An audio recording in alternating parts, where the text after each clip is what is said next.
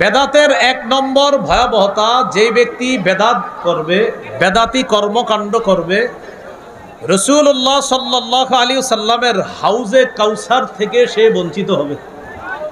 যে ব্যক্তি বেদাতি কর্মকাণ্ড করবে, সহিহ বুখারীর বর্ণনা 6583 নম্বর হাদিস এবং 6584 নম্বর হাদিস, এই দুই হাদিস মিলিয়ে আমরা হাদিসটা শুনব। قال رسول الله صلى الله عليه وسلم انا فرطكم على الحوض। রাসূলুল্লাহ সাল্লাল্লাহু আলাইহি সাল্লাম বলেন, আমি তোমাদের আগে হাউজে কাউসারের সামনে উপস্থিত হব। মান মাররা আলাইয়া শারিবা ওয়া মান শারিবা লাম ইয়াজমা আবাদা। যে ব্যক্তি আমার সামনে দিয়ে অতিক্রম করবে সে কাউসারের পানি পান করবে, আর যেই ব্যক্তি কাউসারের পানি পান করবে সে জান্নাতে যাওয়ার আগে আর পিপাসার্ত হবে না। রাসূলুল্লাহ সাল্লাল্লাহু আলাইহি সাল্লাম বলেন, লা ইয়ারিদান্না আলাইয়া আকওয়াম আ'রিফুহুম ওয়া ইয়া'রিফুনানি সুম্মা ইউহালু বাইনি ওয়া বাইনাহুম। এরপর আমার সামনে একদল মানুষ আসবে হাউজে কাউসারের পানি পান করার জন্য। কাউসারের পানি পান করার জন্য যারা আসবে তাদেরকে আমি চিনব, তারাও আমাকে চিনবে। তো দুই দলকে চিনবে, নবী চিনবে এরা আমার উম্মত, আর উম্মতে চিনবে তিনি আমাদের নবী। তো নিয়ম অনুযায়ী কাউসারের পানি পান করাবে নবীজি। নবীজি বলেন, সুম্মা ইউহালু বাইনি ওয়া বাইনাহুম, আমার মাঝে আর তাদের মাঝে প্রতিবন্ধকতা সৃষ্টি করে দেওয়া হবে। নবী বলেন, ফাকুলু ইন্নাহুম মিন্নি।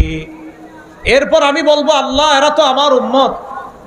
আল্লাহর পক্ষ থেকে জবাব দেওয়া হবে, ইন্নাকা লা তাদরি মা আহদাসু বা'দাক। হাবিব, আপনি জানেন না, আপনি দুনিয়া থেকে বিদায় নেওয়ার পর, চলে আসার পর তারা ইসলামের মধ্যে নতুন নতুন কত বেদাত সৃষ্টি করেছে, আবিষ্কার করেছে, এটা আপনি জানেন না। যেই মাত্র বলা হবে যে এরা বেদাতি ছিল, তখন নবী বলবেন, সুহকান সুহকান লিমান গায়্যারা বা'দি।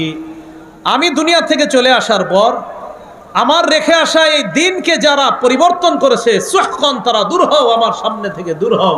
যেই নবী উম্মতকে কাউসার পান করাইতে চায়, ওই নবী যখন জানবে এরা বেদাতি, তখন তাদেরকে রাসূল সাল্লাল্লাহু আলাইহি সাল্লাম কাউসারের পানি পান করাবেন না, কারণ এরা বেদাতি। তাহলে বেদাতের এক নাম্বার ভয়াবহতা, যারা বেদাতি কর্মকাণ্ড করবে কাউসারের পানি থেকে তারা বঞ্চিত হবে। আল্লাহ বেদাত থেকে আমাদেরকে হেফাজত করেন, আমিন। দুই নাম্বার ভয়াবহতা, বেদাতি কাজ না ছাড়া পর্যন্ত তওবা নসিব হবে না। এটা একটু বলেন, সবাই বলেন, বেদাতি কাজ না ছাড়া পর্যন্ত তওবা নসিব হবে না। বেদাতি কাজ যতক্ষণ না ছাড়বে ততক্ষণ সে তওবা এটা করবেই না, তার তওবা কবুল হবে না। শর্ত বেদাতি কাজ ছাড়তে হবে। দলিল, সহিহুত তারগীব নামে হাদিসের একটা কিতাব আছে, এই কিতাবের 54 নম্বর হাদিস।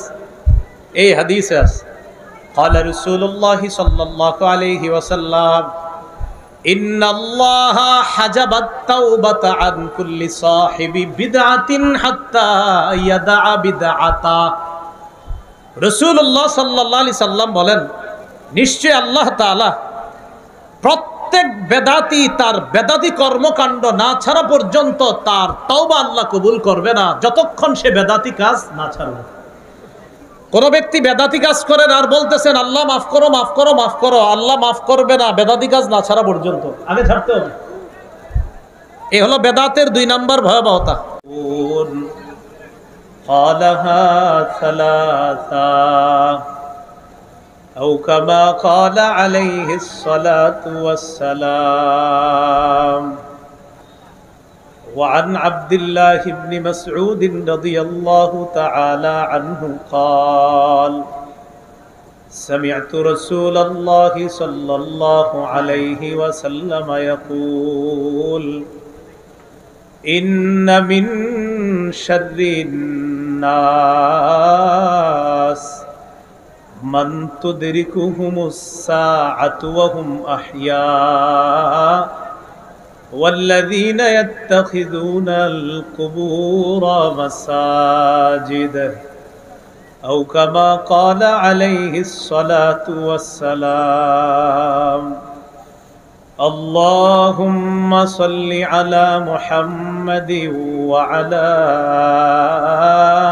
آل محمد كما صليت على إبراهيم وعلى آل إبراهيم إنك حميد مجيد اللهم بارك على محمد وعلى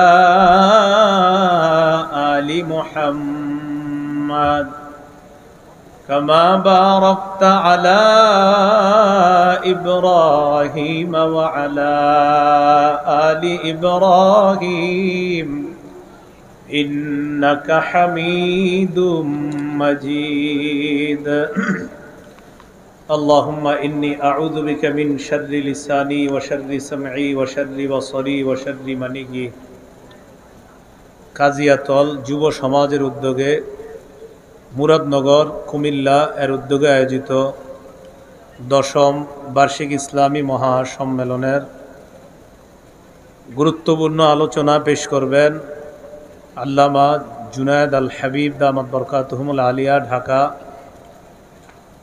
বাদ মাগরিব আলোচনা করেছেন আল্লামা নজির আহমদ দামাত বরকাতুহুম টঙ্গী। আমার আগে গুরুত্বপূর্ণ আলোচনা পেশ করেছেন মুসলিম জাতির ইতিহাস ঐতিহ্য নিয়ে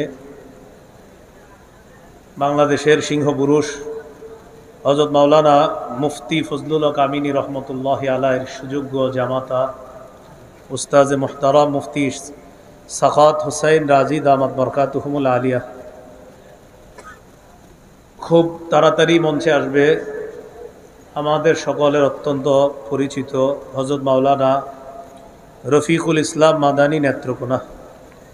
প্রধান অতিথি আলহাজ জাহাঙ্গীর আলম সরকার, মাননীয় সংসদ সদস্য কুমিল্লা 3।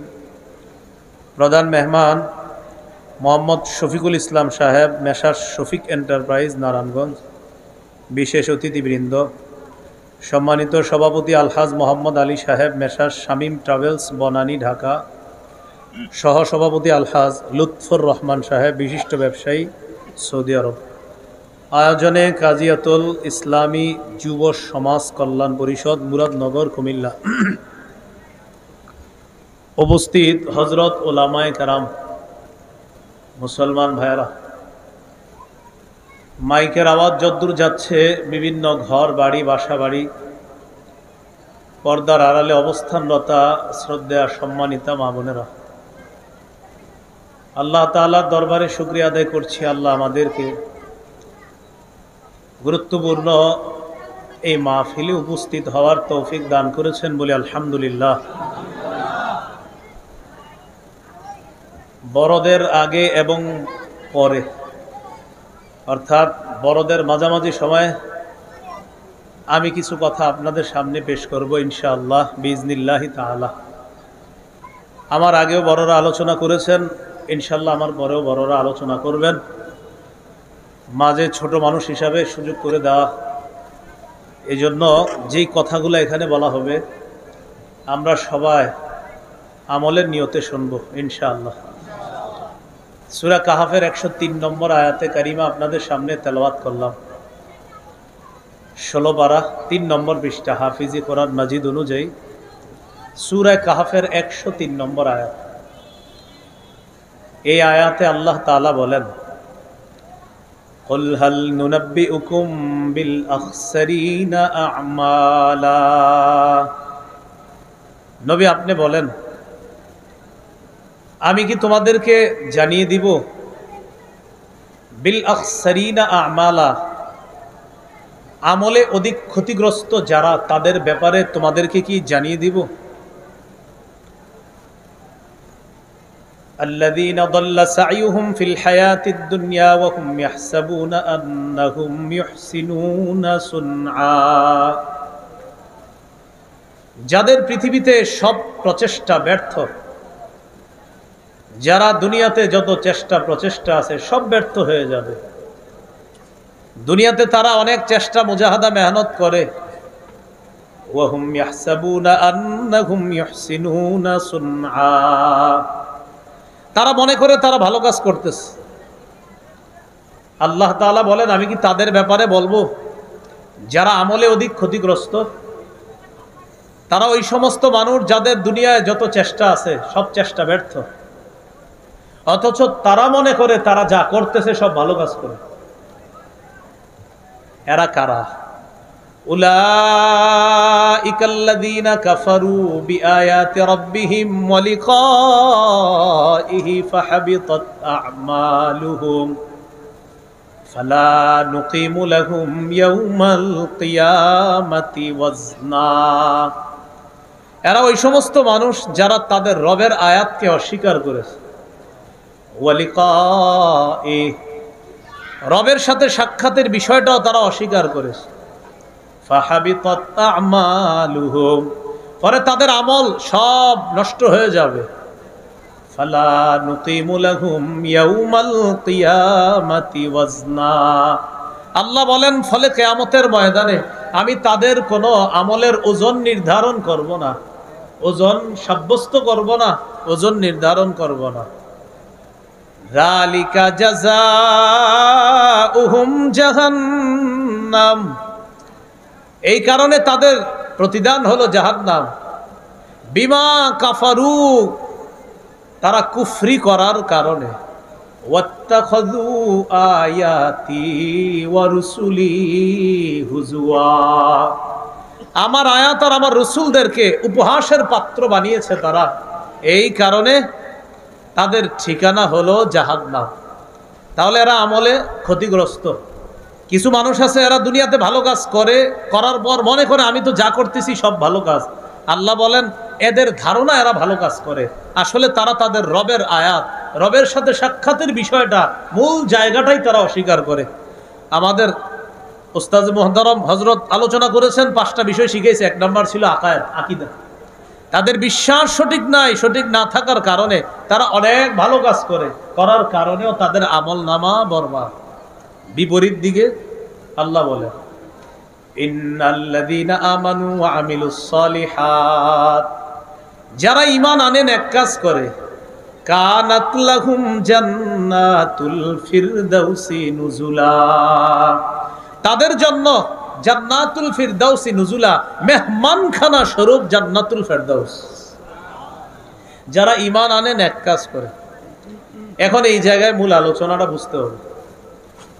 নেক কাজ যারা করে, এই নেক কাজ করতে হবে শিরিক মুক্ত নেক কাজ, বেদাত মুক্ত নেক কাজ। কি নেক কাজ? শিরিক মুক্ত নেক কাজ, বেদাত মুক্ত নেক কাজ। কাজ করলেন আপনি কিন্তু শিরকি কাজ, আপনি আবেগে চোখের পানি ছাড়তেছেন কিন্তু কাজটা শিরকি, তাহলে আপনার এই ভালো কাজের কোনো মূল্য হলো না। চোখের পানিও কিন্তু ফেলতেছেন আপনি, এবং অন্যরা বলতেছে এই লোক এত কাঁদতে পারে, ওনারে আপনারা বলেন সে শিরিক করে। তো শিরিক যে করে তারে তো শিরিক বলতেই হবে, শিরিক করে। রাসূলুল্লাহ সাল্লাল্লাহু আলাইহি সাল্লাম তার সাহাবী মুআয ইবনে জাবাল রাদিয়াল্লাহু তাআলা আনহুকে বলেছেন, মুআয ইবনে জাবাল বলেন, আওসানি রাসূলুল্লাহ সাল্লাল্লাহু আলাইহি ওয়াসাল্লাম বিআশরি কালিমাত, রাসূলুল্লাহ সাল্লাল্লাহু আলাইহি সাল্লাম আমাকে 10টি বিষয়ে উপদেশ দিয়েছে। 1 নাম্বার, লা তুশরিক বিল্লাহি শাইআ ওয়া ইন কুতিলতা ওয়া হুররিকতা। মুআয, তোমাকে যদি জ্বালিয়ে দেওয়া হয়, তোমাকে যদি হত্যা করা হয়, এরপরেও তুমি আল্লাহর সাথে শিরিক করবা না।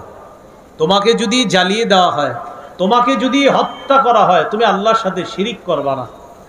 সহিহ বুখারীর 1237 নম্বর হাদিসের বর্ণনা, জিবরিল আমিন রাসূলুল্লাহ সাল্লাল্লাহু আলাইহি সাল্লামকে বলেন, বাশশির উম্মাতাকা আন্নাহু মান মাতা মিন উম্মাতিকা ওয়া হুয়া লা ইউশরিকু বিল্লাহি শাইআ দাখালাল জান্নাহ।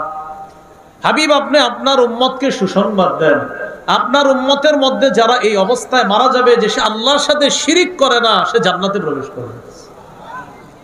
তাহলে নেক কাজ করা, এটা শিরিক মুক্ত হতে হবে। আরেকটা হলো বেদাত মুক্ত নেক কাজ হতে হবে। কি মুক্ত নেক কাজ? বেদাত। আমার মূল আলোচনাটা বেদাত নিয়ে, কারণ সাধারণত আমরা শিরিক সবাই যে করে এমন না, তবে অনেকে বেদাতি কাজ করে, তার বেদাতি কাজটা তার শিরিক পর্যন্ত পৌঁছায় দেয়, সেটা সে জানেও না। করে বেদাত কিন্তু কাজটা পৌঁছায় দেয় শিরিক পর্যন্ত। তাহলে যারা কাফের, আকীদা নষ্ট, জাহান্নাম। যারা ঈমান আনে নেক কাজ করে তাদের ঠিকানা জান্নাতুল ফেরদাউস। শর্ত হলো ঈমান হতে হবে শিরিক মুক্ত ঈমান, আমল হতে হবে শিরিক মুক্ত, আমল হতে হবে বেদাত মুক্ত। এই আমলের মধ্যে শিরিকের গন্ধ লাগানো যাবে না। বেদাতের ব্যাপারে আম্মা জান আয়েশা সিদ্দিকা রাদিয়াল্লাহু তাআলা আনহা তার থেকে বর্ণনা, এটা মূল নীতি নবী আমাদেরকে শিখিয়ে দিয়েছেন। সহিহ বুখারীর বর্ণনা 2697 নম্বর হাদিস, 2697 নম্বর হাদিস। এই হাদিসের বর্ণনা عن عائشة الصديقة رضي الله تعالى عنها قالت قال رسول الله صلى الله عليه وسلم من أحدث في أمرنا هذا ما ليس فيه فهو رد। রাসূলুল্লাহ সাল্লাল্লাহু আলাইহি সাল্লাম বলেন, যে ব্যক্তি আমাদের এই শরীয়তের মধ্যে ইবাদতের নামে সওয়াবের আশায় নতুন কিছু আবিষ্কার করে, কি বললাম?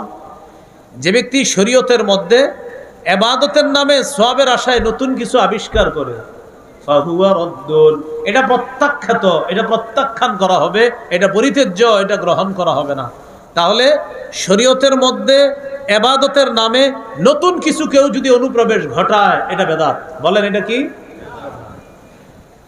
ইমাম মালিক রহমতুল্লাহি আলাইহির ঐতিহাসিক বক্তব্য, তিনি বলেন, মান ইবতাদা ফিল ইসলামি বিদআতান ইয়ারাহা হাসানা জাআমা আন্না মুহাম্মাদান খানার রিসালা فإن الله سبحانه وتعالى قال اليوم أكملت لكم دينكم وأتممت عليكم نعمتي ورضيت لكم الإسلام دينا। ইমাম মালিক বলেন, কেউ যদি ইসলামের মধ্যে নতুন কোন বেদাত সৃষ্টি করে, ইয়ারাহা হাসানা, আর এই বেদাতকে সে যদি উত্তম মনে করে, অনেকে বেদাতি কাজ করে আর কইরা বলে কি, নবীর প্রেমে কোনো দলিল লাগে না। কি বলে? নবীর প্রেমে কোনো কি লাগে না? দলিল লাগে না। কাজ করে বেদাতি, কিছু বলবেন, বলবে নবীর প্রেমে দলিল লাগে না, এরকম বলবে। তো দেখেন কি বলতেছে ইমাম মালিক, বলে মান ইবতাদা ফিল ইসলামি বিদআতান ইয়ারাহা হাসানা, কেউ যদি ইসলামের মধ্যে বেদাত আবিষ্কার করে, বেদাত সৃষ্টি করে, আর এটারে সে যদি উত্তম মনে করে, এটা আমার আবেগ, এটা আবেগী কাজ, এটা ভালো কাজ, উত্তম মনে করে, জাআমা আন্না মুহাম্মাদান খানার রিসালা, ওই ব্যক্তি কেমন যেন এই দাবি করতে চায় যে মুহাম্মদ সাল্লাল্লাহু আলাইহি সাল্লাম তার দায়িত্ব পালনে খেয়ানত করেছে, ত্রুটি করেছে। নবী আমাদের জন্য ইসলাম ধর্ম যেটা রেখে গিয়েছেন, এখানে পূর্ণাঙ্গ না অপূর্ণাঙ্গ? তো যেই ব্যক্তি ইসলামের মধ্যে বেদাত সৃষ্টি করে আর বলে এটাকে উত্তম, তাহলে সে কেমন যেন বলতে চায় মুহাম্মদ সাল্লাল্লাহু আলাইহি সাল্লাম পূর্ণ করে যেতে পারে নাই, তাই সে পূর্ণ করছে। ইমাম মালিক বলেন, ইসলামের মধ্যে কেউ বেদাত সৃষ্টি করে আর এটাকে সে যদি উত্তম মনে করে, কেমন যেন সে এই দাবি করতেছে যে মুহাম্মদ সাল্লাল্লাহু আলাইহি সাল্লাম তার রিসালাতের যে দায়িত্ব, এই দায়িত্ব পালনে খেয়ানত করেছে। দিল থেকে বলি নাউজুবিল্লাহ। অথচ আল্লাহ তাআলা ঘোষণা দিয়েছেন, আল ইয়াউমা আকমালতু লাকুম, আজ আমি তোমাদের জন্য দিনকে পরিপূর্ণ করে দিলাম। আল ইয়াউমা, আজ আকমালতু, পরিপূর্ণ করে দিলাম, লাকুম, তোমাদের জন্য, দীনাকুম, তোমাদের ধর্ম ইসলামকে পরিপূর্ণ করে দিলাম। এখন আপনারা বলেন, নবীজি কি পূর্ণাঙ্গ দিন রেখে গিয়েছেন? এটার মধ্যে কেউ যদি নতুন কিছু আবিষ্কার করে আর যদি এটাকে উত্তম মনে করে, এটাকে আমরা গ্রহণ করব না প্রত্যাখ্যান করব? আল্লাহ আমাদেরকে বুঝার তৌফিক দান করেন। এবার আমরা জানবো বেদাতের ভয়াবহতা। বলেন কি জানবো? সবাই বলেন কি জানবো? বেদাতের ভয়াবহতা। বেদাতের ভয়াবহতা, এক নম্বর ভয়াবহতা, আচ্ছা আচ্ছা, মাদানী সাহেব আসতেছে,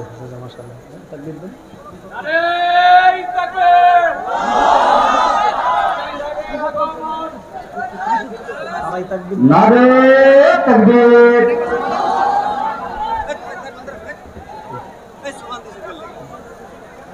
ঠিক আছে ভাই, বসি বসি বসি।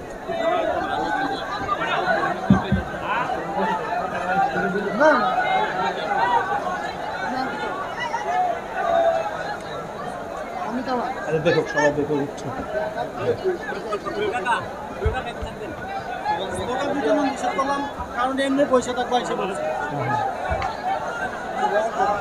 ভালো ভাই, আরে বসুন, এখানে এখানে বসে বসে বসে সবাই দেখবে।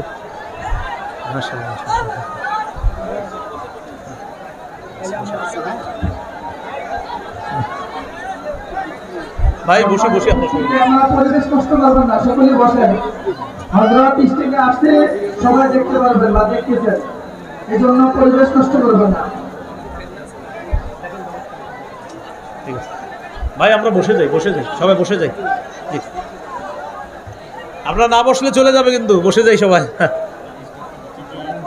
আচ্ছা আচ্ছা, সমস্যা না, সমস্যা না। আমরা বসি বসি একটু খামোশ হয়ে যাই। ঠিক আছে। বেদাতের ভয়াবহতা। ক্যামেরাম্যান ভাইরা বসে বসে বসে যাই, বসে যাই, বসে যাই, বসে যাই, বসে যাই, বসে যাই। হ্যাঁ হ্যাঁ, বসে যাই। বেদাতের ভয়াবহতা। বেদাতের এক নাম্বার ভয়াবহতা, বেশ বেশ, হ্যাঁ ঠিক আছে, ঠিক আছে, মাশাআল্লাহ। বেদাতের এক নম্বর ভয়াবহতা, যে ব্যক্তি বেদাত করবে, বেদাতি কর্মকাণ্ড করবে, রাসূলুল্লাহ সাল্লাল্লাহু আলাইহি ওয়াসাল্লামের হাউজে কাউসার থেকে সে বঞ্চিত হবে। যে ব্যক্তি বেদাতি কর্মকাণ্ড করবে। সহিহ বুখারীর বর্ণনা 6583 নম্বর হাদিস এবং 6584 নম্বর হাদিস। এই দুই হাদিস মিলিয়ে আমরা হাদিসটা শুনবো। قال رسول الله صلى الله عليه وسلم انا فرطكم على الحوض। রাসূলুল্লাহ সাল্লাল্লাহু আলাইহি সাল্লাম বলেন, আমি তোমাদের আগে হাউজে কাউসারের সামনে উপস্থিত হব। মান মাররা আলাইয়া শারিবা ওয়া মান শারিবা লাম ইয়াজমা আবাদা। যে ব্যক্তি আমার সামনে দিয়ে অতিক্রম করবে সে কাউসারের পানি পান করবে, আর যেই ব্যক্তি কাউসারের পানি পান করবে সে জান্নাতে যাওয়ার আগে আর পিপাসার্ত হবে না। রাসূলুল্লাহ সাল্লাল্লাহু আলাইহি সাল্লাম বলেন, লা ইয়ারিদান্না আলাইয়া আকওয়াম আ'রিফুহুম ওয়া ইয়া'রিফুনানি সুম্মা ইউহালু বাইনি ওয়া বাইনাহুম। এরপর আমার সামনে একদল মানুষ আসবে হাউজে কাউসারের পানি পান করার জন্য।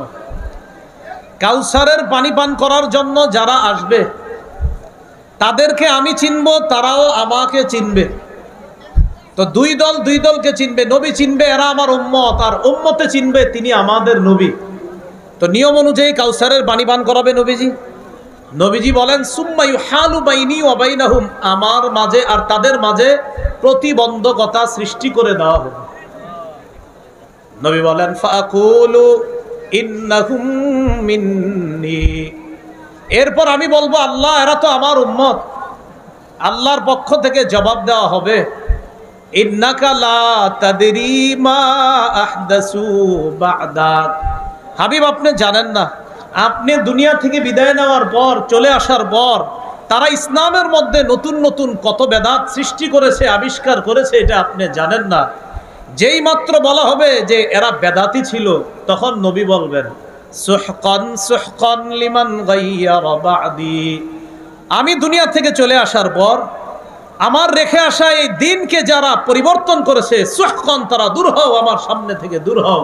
যেই নবী উম্মতকে কাউসার পান করাইতে চায়, ওই নবী যখন জানবে এরা বেদাতি, তখন তাদেরকে রাসূল সাল্লাল্লাহু আলাইহি সাল্লাম কাউসারের পানি পান করাবেন না, কারণ এরা বেদাতি। তাহলে বেদাতের এক নাম্বার ভয়াবহতা, যারা বেদাতি কর্মকাণ্ড করবে কাউসারের পানি থেকে তারা বঞ্চিত হবে। আল্লাহ বেদাত থেকে আমাদেরকে হেফাজত করেন। আমিন। দুই নাম্বার ভয়াবহতা, বেদাতি কাজ না ছাড়া পর্যন্ত তওবা নসিব হবে না।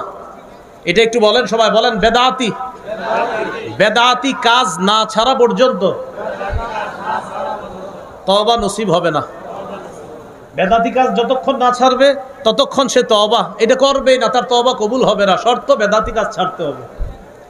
দলিল সহিহুত তারগীব নামে হাদিসের একটা কিতাব আছে, এই কিতাবের 54 নম্বর হাদিস। এই হাদিসে আছে قال رسول الله صلى الله عليه وسلم إن الله حجب التوبة عن كل صاحب بدعة حتى يدع بدعته। রাসূলুল্লাহ সাল্লাল্লাহু আলাইহি সাল্লাম বলেন, নিশ্চয় আল্লাহ তাআলা প্রত্যেক বেদাতি তার বেদাতি কর্মকাণ্ড না ছাড়া পর্যন্ত তার তওবা আল্লাহ কবুল করবে না, যতক্ষণ সে বেদাতি কাজ না ছাড়বে। কোন ব্যক্তি বেদাতি কাজ করেন আর বলতেছেন আল্লাহ মাফ করো মাফ করো মাফ করো, আল্লাহ মাফ করবে না বেদাতি কাজ না ছাড়া পর্যন্ত, আগে ছাড়তে হবে। এই হলো বেদাতের 2 নাম্বার ভয়াবহতা। বেদাতের 3 নাম্বার ভয়াবহতা, যে ব্যক্তি বেদাতি কাজ করবে আর যে ব্যক্তি কোনো বেদাতিকে আশ্রয় দিবে। এই জায়গাটা মন দিয়ে শুনেন, যেই ব্যক্তি কোনো বেদাতি কর্মকাণ্ড করবে অথবা কোনো বেদাতিকে আশ্রয় দিবে, উভয়ের উপর আল্লাহর অভিশাপ, ফেরেশতাদের অভিশাপ, দুনিয়ার সকল মানুষের অভিশাপ। সহিহ বুখারীর বর্ণনা 3172 নম্বর হাদিস। এই হাদিসের মধ্যে আছে قال رسول الله صلى الله عليه وسلم من أحدث فيها حدثا أو آوى محدثا فعليه لعنة الله والملائكة والناس أجمعين। যে ব্যক্তি বেদাতি কাজ করলো আর যে ব্যক্তি কোনো বেদাতিকে আশ্রয় দিল, একটা হলো বেদাতি কাজ নিজে করলেন, আরেকটা কোনো বেদাতিকে খানকা বানানোর সুযোগ করে দিলেন। এক বেদাতির জন্য আপনি জমিন ছেড়ে দিচ্ছেন নিজের, হযরত আপনি এখানে খানকা বানান, খানকা বানায় বেদাত সাপ্লাই দেন। এক তো হলো নিজে বেদাত করে, আরেক হলো কোনো বেদাতিকে আশ্রয় দেয়। উভয় শ্রেণীর উপর আল্লাহর অভিশাপ, ফেরেশতাদের অভিশাপ, সকল মানুষের অভিশাপ। এ হলো বেদাতের 3 নাম্বার ভয়াবহতা।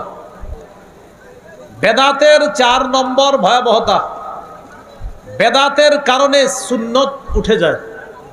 একটা বেদাত করবেন একটা সুন্নত উঠে যাবে। ভাই এটা খুব গুরুত্বপূর্ণ কথা, একটা বেদাত করবেন এই এলাকার একটা সুন্নত উঠে যাবে বেদাতের। এ হলো আপনার 4 নম্বর ভয়াবহতা। ইবনে মাজাহ 2865 নম্বর হাদিস, 2865।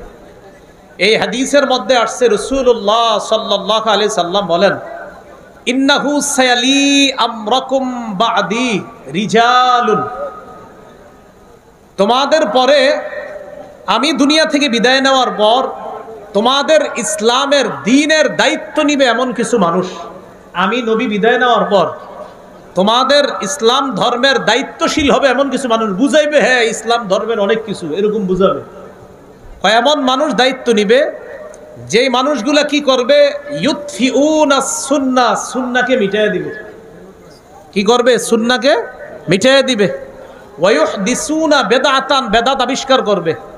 3 নাম্বার ওয়ায়ুআখিরুনা সালাতা আন মাওয়াকিতিহা, নির্ধারিত সময়ে নামাজ না পড়ে দেরি করে সূর্য ডুবে ডুবে অবস্থায় গিয়ে নামাজ পড়বে। কথার কথা, নির্ধারিত সময়ে নামাজ না পড়ে সময় একদম শেষ, তখন গিয়ে কোনো মতে আল্লাহু আকবার ব্যাস নামাজ পড়বে। তাহলে তোমাদের পরে এমন কিছু লোক দ্বীনের দায়িত্বশীল হবে। আল্লাহ আমাদেরকে হেফাজত করেন।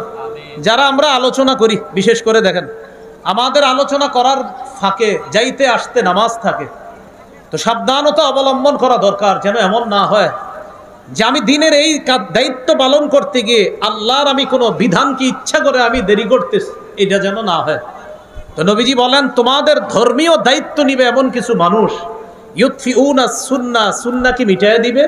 2 নাম্বার ওয়ায়ুহদিসুনা বিদআ, সুন্নাহ মিটাবে আর একটা বেদাত সৃষ্টি করবে। আর ওয়ায়ুআখিরুনা সালাতা আন মাওয়াকিতিহা, ওই দিনের দায়িত্বশীলরা নির্ধারিত সময়ে নামাজ না পড়ে কোনো মতে শেষ টাইমে গিয়ে কোনোভাবে নামাজ পড়বে। এই কথা নবীজি বলার পর আব্দুল্লাহ ইবনে মাসউদ রাদিয়াল্লাহু তাআলা আনহু বললেন, হুজুর কাইফা বি ইন আদরাকতুহুম, এদেরকে যদি আমি পাই তাহলে কি করব?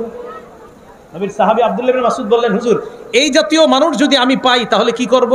নবীজি ডাইরেক্ট বলে দিলেন, লাইসা তাআতুন লিমান আসাল্লাহ যে আল্লাহর নাফরমানি করে তার কথা শোনার কোনো প্রয়োজন নেই, যে আল্লাহর নাফরমানি করে তার আনুগত্য করার কোনো প্রয়োজন নাই। এই হলো ভাই বেদাতের ভয়াবহতা, সুন্নাহ মিটে যায় বেদাতের কারণে।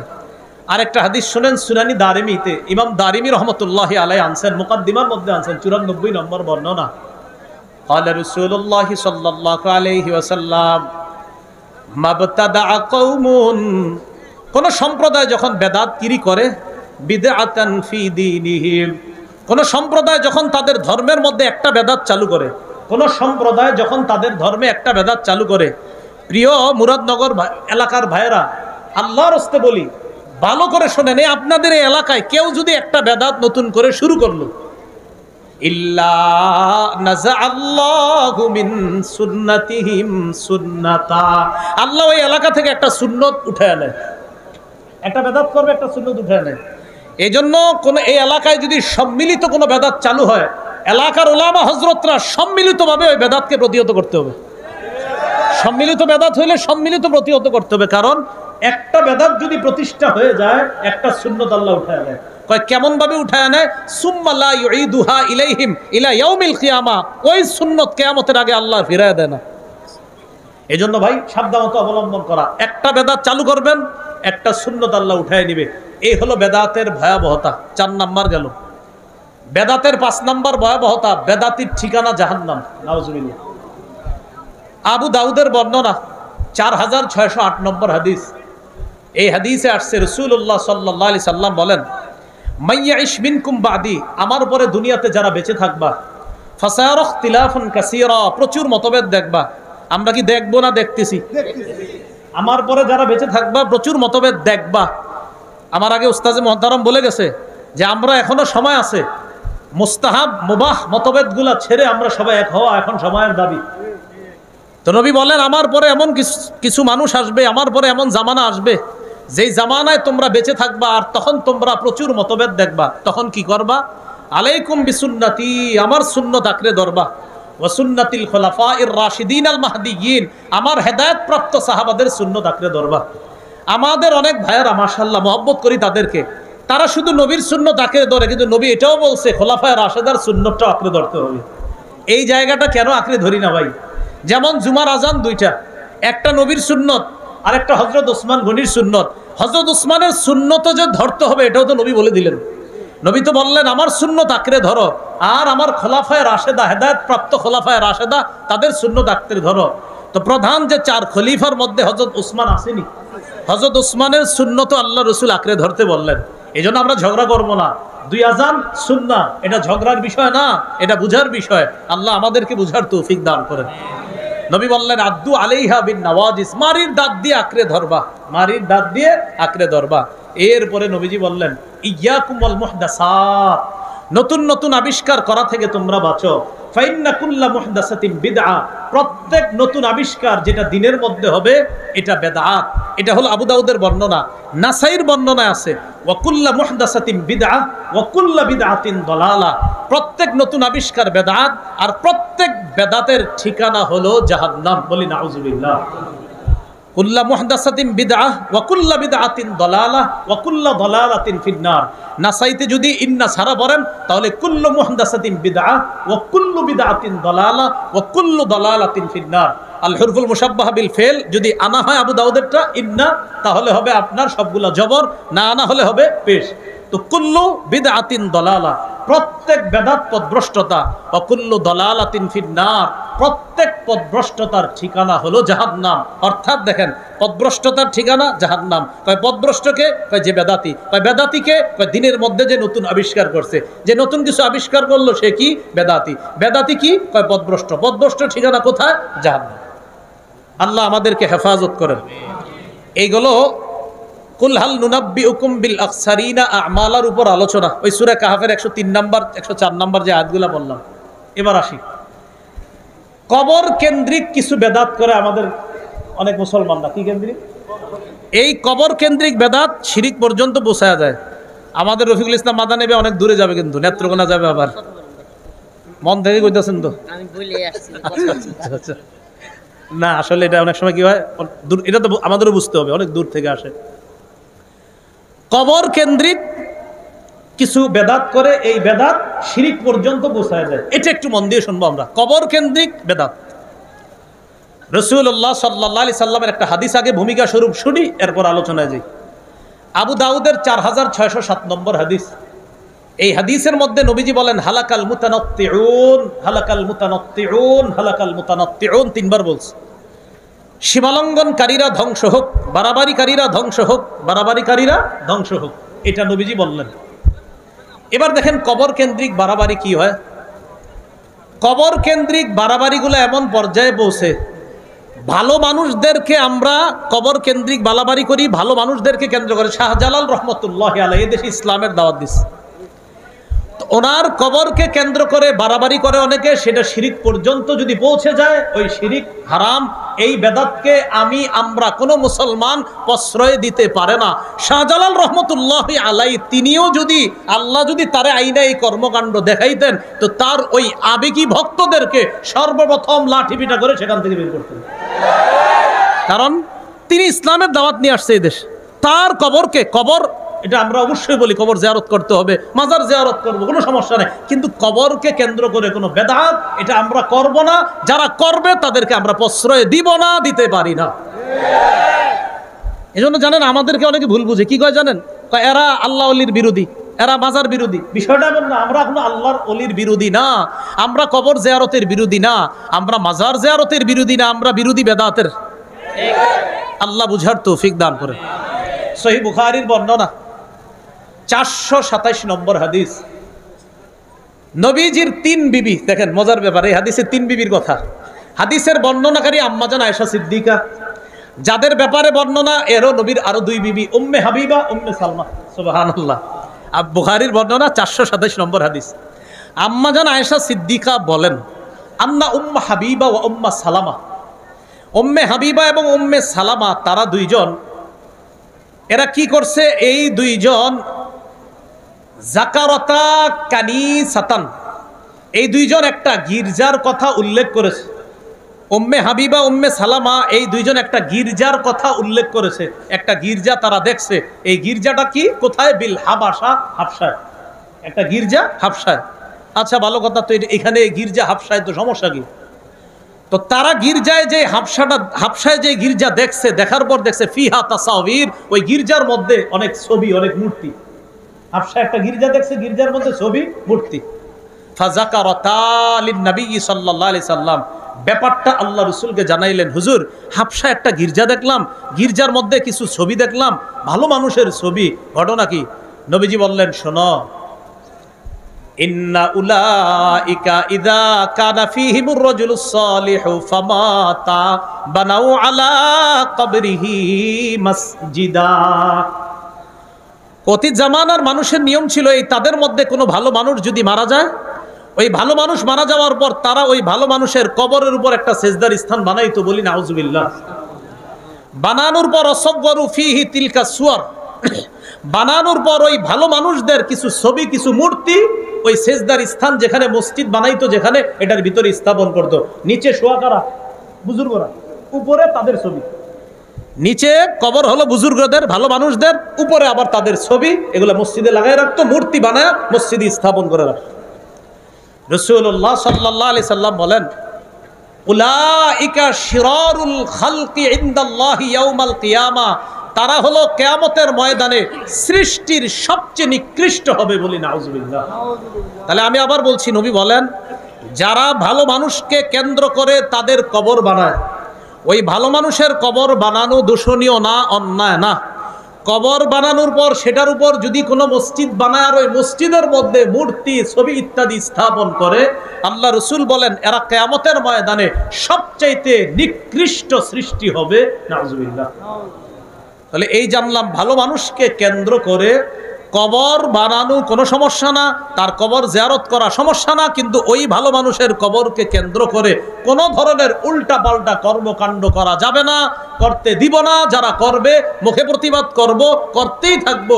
আমাদেরকে ওয়াহাবি বা যাই বলা হোক না কেন, বেদাতের বিরোধিতা করছি, করব, করতেই থাকবো। বেদাত তো বেদাত। এইগুলো আপনার কবর কেন্দ্র করে একটা বর্ণনা। আর একটা বর্ণনা মুসনাদে আহমদের বর্ণনা। আব্দুল্লাহ ইবনে মাসউদ রাদিয়াল্লাহু তাআলা আনহু বলেন, সামিআতু রাসূলুল্লাহি সাল্লাল্লাহু আলাইহি ওয়াসাল্লাম ইয়াকুল ইন্না মিন শাররিন নাস মান তুদরিকুহুমুস সাআ ওয়া হুম আহইয়া ওয়াল্লাযীনা ইয়াত্তাখিযুনাল কুবুরা মাসাজিদা। আব্দুল্লাহ ইবনে মাসউদ রাদিয়াল্লাহু তাআলা আনহু বলেন, আমি রাসূলুল্লাহ সাল্লাল্লাহু আলাইহি সাল্লামকে বলতে শুনেছি, রাসূলুল্লাহ সাল্লাল্লাহু আলাইহি সাল্লাম বলেন, নিশ্চয় মানুষের মধ্যে সবচাইতে নিকৃষ্ট মানুষ হলো তারা যারা জীবিত থাকা অবস্থায় কিয়ামত আসবে। তারা হবে সবচেয়ে নিকৃষ্ট যারা জীবিত থাকা অবস্থায় কিয়ামত আসবে, তারা সবচেয়ে নিকৃষ্ট। আর কারা? ওয়াল্লাযীনা ইয়াত্তাখিযুনাল কুবুরা মাসাজিদা, আর যারা কবরকে সেজদার স্থান বানায় তারা হবে সবচেয়ে নিকৃষ্ট। তাহলে নবী কয় শ্রেণীর সবচেয়ে নিকৃষ্ট বলল? দুই শ্রেণী।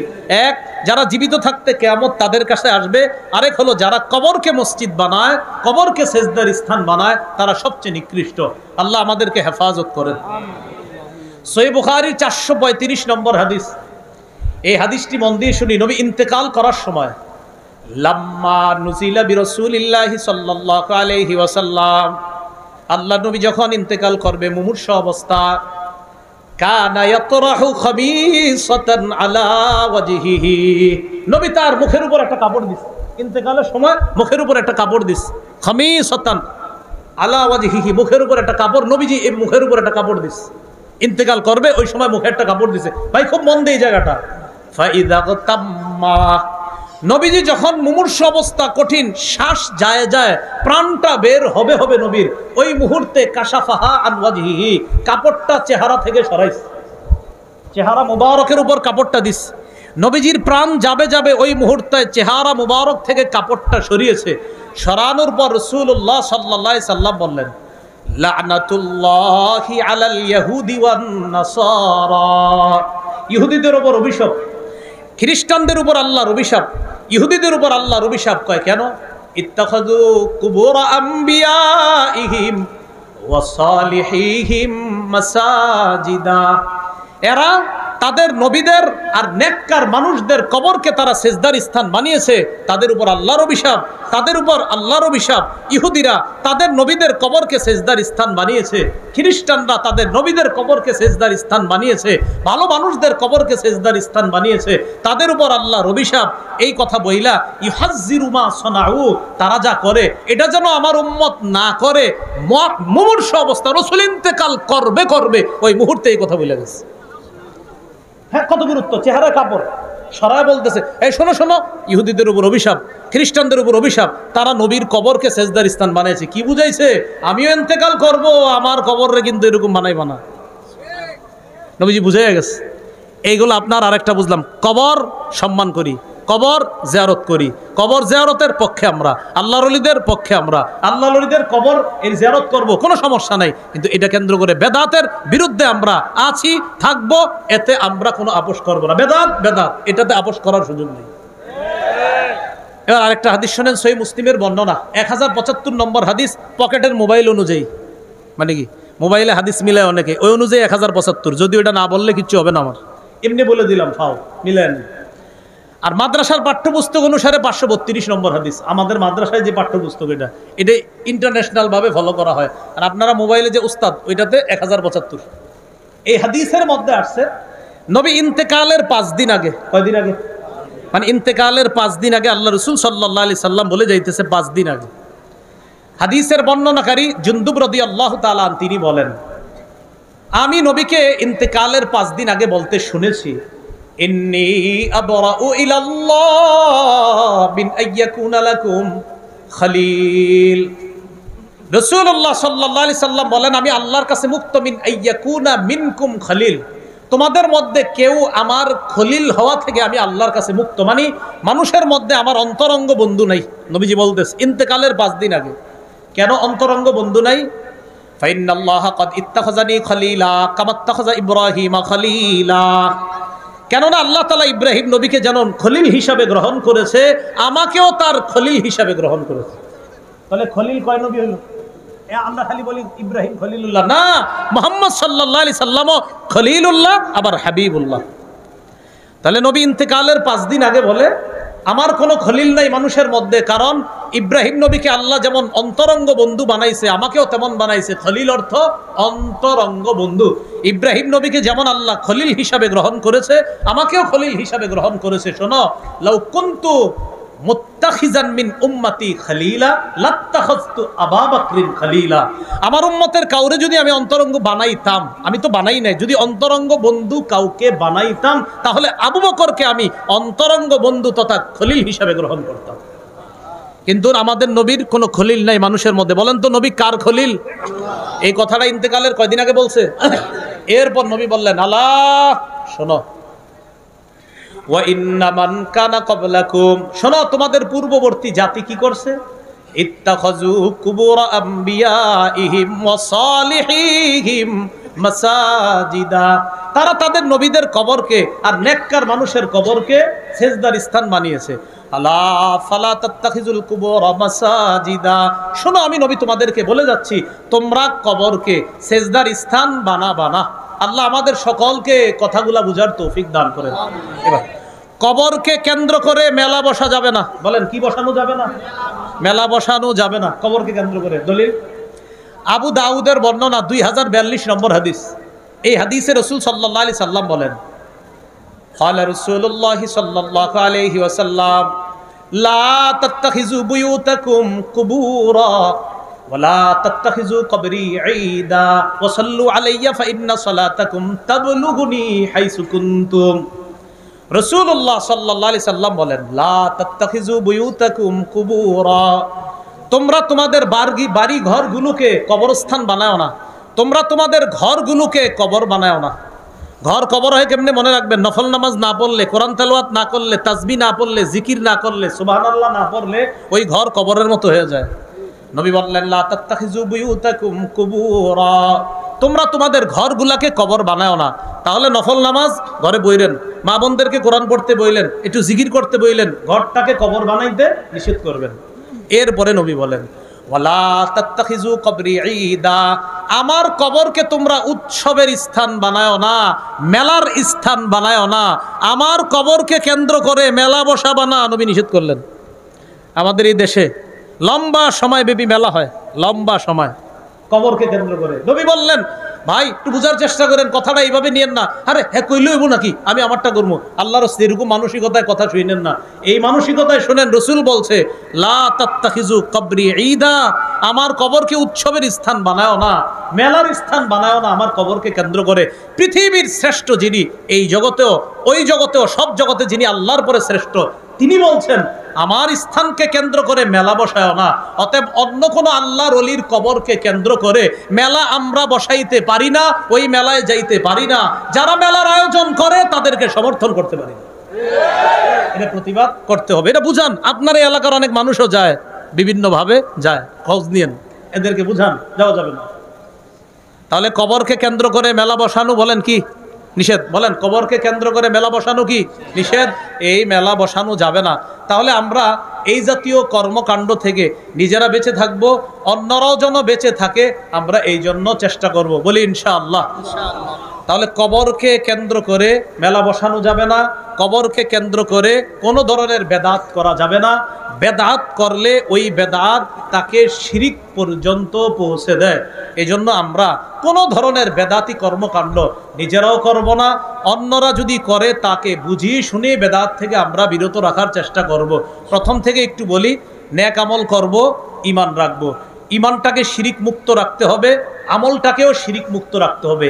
আমলে শিরিক কি? রিয়া করা, মানুষের দেখানো, আরো ইত্যাদি। এই আমলকেও শিরিক মুক্ত রাখা, আরেকটা বেদাত মুক্ত রাখা। তাহলে ইনশাল্লাহ জান্নাতে যাওয়া যাবে এবং আল্লাহর সাথে সাক্ষাৎ করা যাবে। আল্লাহ আমাদের সকলকে যে কথাগুলা শুনলাম বললাম, আমার আগে যে কথাগুলা বলা হয়েছে, আমার পরে ইনশাল্লাহ রফিকুল ইসলাম মাদানী ভাই কথা বলবে, আরো অনেকে বলবেন ইনশাল্লাহ, তাদের কথাগুলা শুনে আমল করার তৌফিক দান। আপনারা দাঁড়াইছেন কেন? খারাপ দেখা যায়, বসে যান, বসেন বসেন বসেন, এই বসেন বসেন বসেন। বসলে ওই মানুষ খেপে, বুঝেন না আপনারা? এটা বুঝে যান না। আসসালামু আলাইকুম।